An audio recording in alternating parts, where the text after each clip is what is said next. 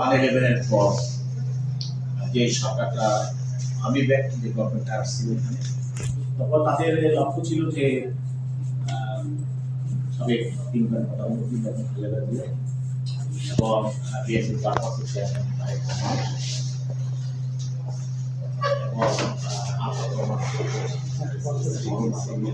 এবং বিএনপির উচ্চতর নেতৃবৃন্দ বা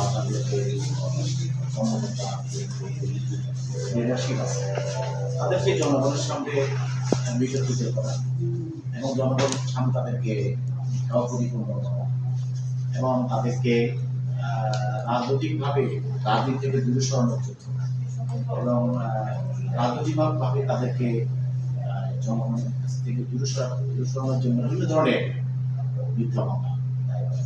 এই প্রসেসটা কিন্তু ছিল 1-11-এর পর থেকে।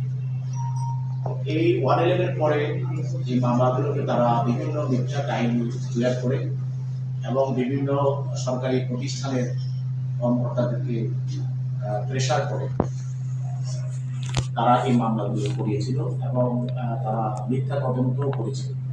এবং অনেকে ভয়ভীতি দেখিয়ে অনেক সাক্ষী প্রমাণ তারা নেওয়ার চেষ্টা করেছে এবং অনেক ক্ষেত্রে তারা দিয়েছে এবং বিভিন্ন সময় বিচারকদেরকেও তারা রাজনৈতিক ক্ষমতা ব্যবহার করে তারা বিভিন্ন ধরনের আদেশ হাসিল করেছে।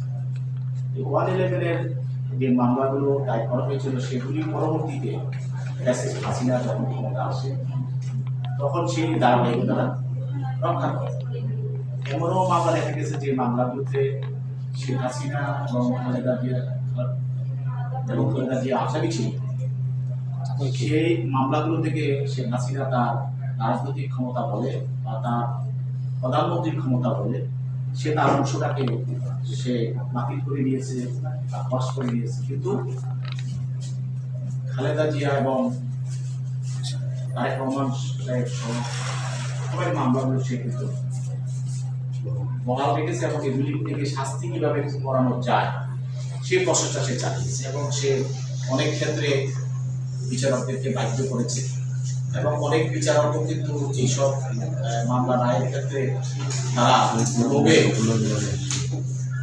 প্রভাবিত হয়েছে এবং তাদেরকে অনেকেরকে বিচারপতি বানানোরও লোক দেখানো হয়েছে এবং সেখানে সেটা করা হয়েছে। আজকে অনেক হাইকোর্ট আছে, অনেক বিচারপতি আছে, তাদেরকে লোক দেখানো হয়েছে, পরবর্তীতে তাদেরকে বিচারপতি করা হয়েছে। এই মামলাগুলো 5 অগাস্টের পর বিভিন্নভাবে এই মামলাগুলো বিষয়ে